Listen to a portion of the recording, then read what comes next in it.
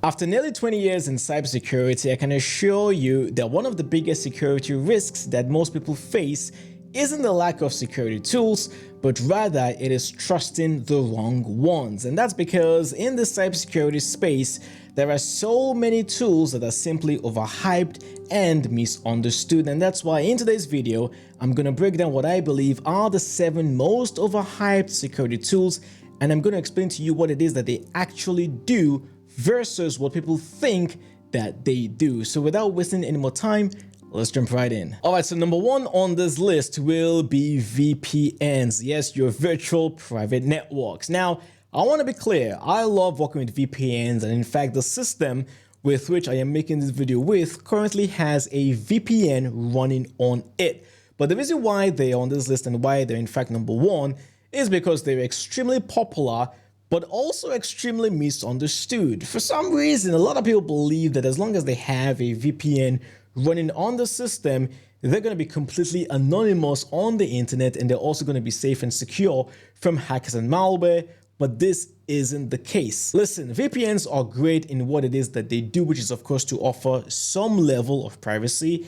They can encrypt data that you share with the internet, and they're also exceptional at unlocking content that's geographically restricted.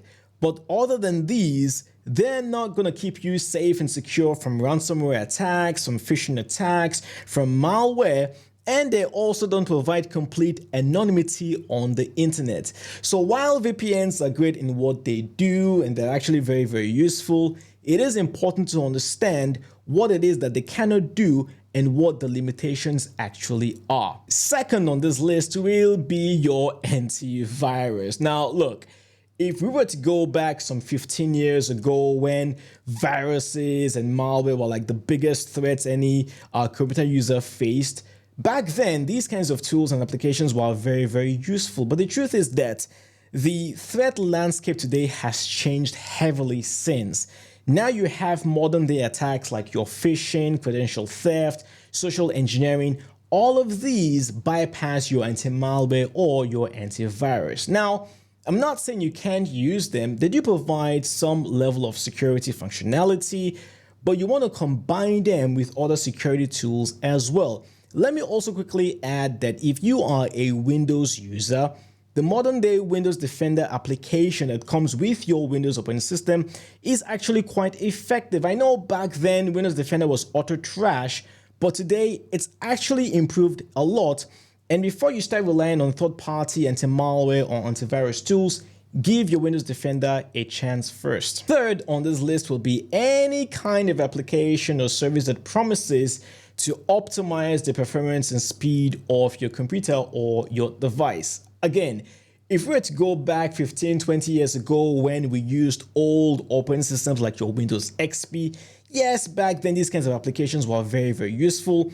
But the truth is that most modern day operating systems like your iOS, Android, your Mac, your Windows, they already have internal pre-built tools that do a very good job of optimizing the performance of your device. And the truth is, if you're having issues with the speed or performance of your phone or your computer, it is most of the time something that you can actually fix on your own without having to rely on any one of these kinds of third-party applications. Fourth on this list will be any kind of application that promises to protect your mobile device in real time from hackers and malware. The truth is that both iOS and Android already sandbox every application, meaning that no third-party application has the system-level access needed to actually monitor for intrusions or block attacks the way they claim.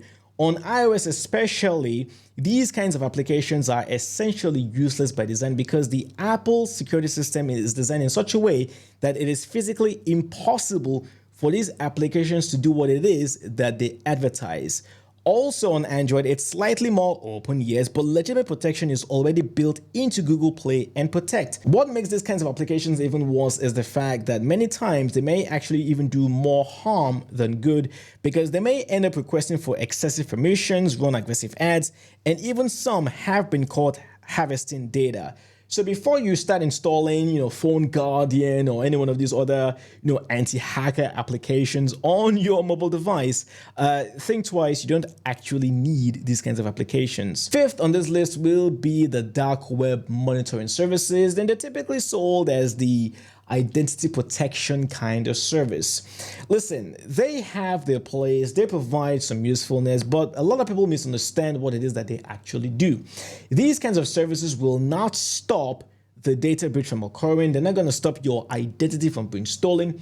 What they do is that they will try to alert you once the damage has already occurred, and possibly also try to limit the damage caused by your data being exposed or by your identity being stolen. So while these services have their place, they do provide some usefulness. It's important to understand what it is that they actually do. And if you're looking for a free service that actually does a very good job of alerting you whenever your credentials have been exposed on the dark web, be sure to check out haveibeenpawned.com. Number 6 on this list will be your privacy browsers. And yes, this is a classic one. I can't tell you the number of people that I've met who believe that, well, if they were to launch a private browser, suddenly they become anonymous on the internet. The truth is that browser fingerprinting, logged in accounts, and cookies mean that most users are still easily identifiable even on secure browsers like Brave or Firefox.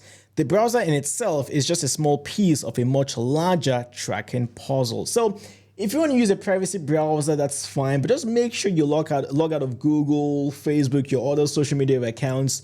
And if you're going to use any sort of email, be sure it is an alias. The 7th and final tool on this list will be your all-in-one security packages. You know those packages that promise you that they have everything you will ever need. They have the antivirus, the anti-malware, the VPN, they have the rootkit scanner, they have the firewall, they have everything you will ever need. The truth is, yes, while they do have security functionalities, they end up providing you with more bloat than you can ever manage. You will end up with unnecessary notifications, and many times the security functionalities of the tools making up the package tend to overlap. So you will be much better off with just a simpler setup. Just purchase the individual security tools and services that you need for specific kinds of tasks. Okay, you'll be much better off that way. So that's it, guys. My top 7 most overhyped, most misunderstood security tools.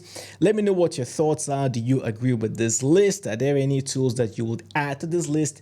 Is there any tool that I mentioned in this list that you would remove? Maybe you disagree with me.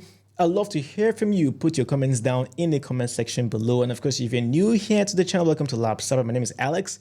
I cover tutorials and news around the world of cybersecurity and AI. So if you do enjoy content like this, be sure to subscribe to the channel and hit the bell so that you're notified whenever I upload a new video. Stay safe out there, and I'll talk to you next time. Cheers.